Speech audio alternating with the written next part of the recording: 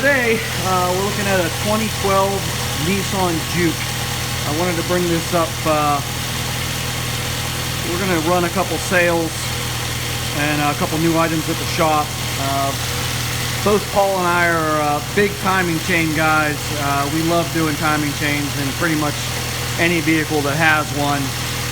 We just happen to have a Nissan here, which is a perfect example of why we'd be doing something. I wanted to first have you listen. This is what a bad or a stretched timing chain sounds like. This is the Juke. I'm going to have you listen to it for a sec.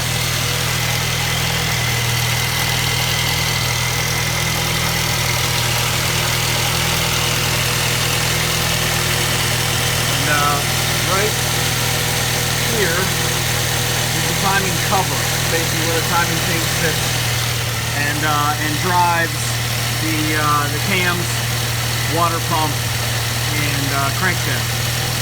But more importantly, on this particular vehicle, most of the Nissan Jukes were under a recall for timing chains. They were known to stretch from the factory after about 40 or 50,000 miles.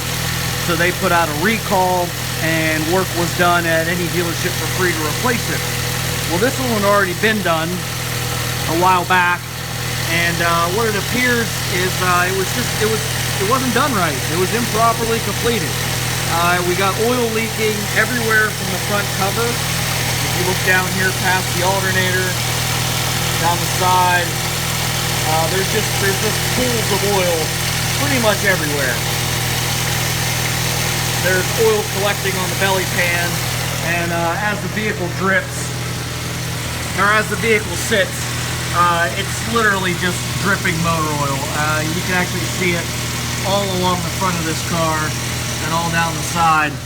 So this is one of the other reasons why we do it. We take our time, we do the job right, and you got any more information or have any more questions, by all means, feel free to comment. Take care.